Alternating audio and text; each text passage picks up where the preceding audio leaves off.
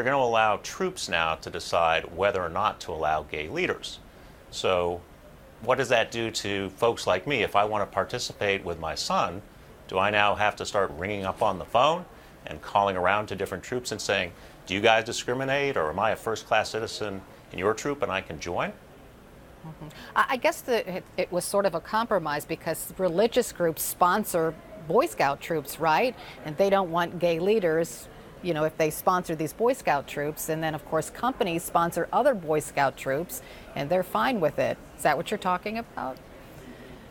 Right. Well, if you're a religious troop, obviously you have your tenets, but they have schools that sponsor them, and they have to follow the rules that public institutions do.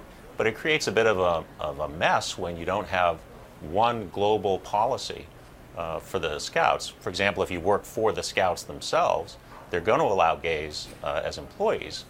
But when you have one branch of an organization doing one thing and another doing another, it creates a lot of stress for folks like me. And I don't think, sending the right message to the boys either. Imagine if they go to a jamboree now, some of the boys have gay Scout leaders and some of the boys' troops don't. Now the boys are going to be talking about this. Is this really what they want the next few years to be about? Is these sorts of conversations at the troop level? I think they might say this has been such a monumental shift. They just want to take it slowly to see how it goes. What's wrong with that?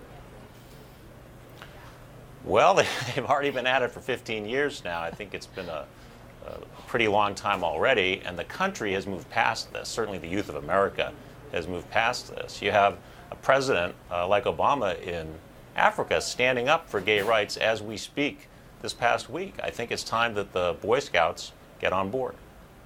So you were a Scout leader, and did they kick you out? Is that what happened? And if they did, would you go back? They did. I had been a leader for a couple of years doing the fundraising. They called me the Popcorn Colonel. Enjoyed it very much, doing that with my son.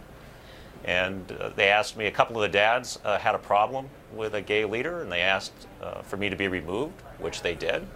And I stepped down, and I was just speaking with Carter about this the other day, about whether he would like to go back. And I don't think he wants to put me in that position either. He goes to a private school and didn't necessarily want me to have to start calling around finding a troop that he could participate in. It would be nice if the boys that might have a gay father could participate in the troop that's at their church or at their school, and not have to necessarily go to a different one just because of the way their father was born.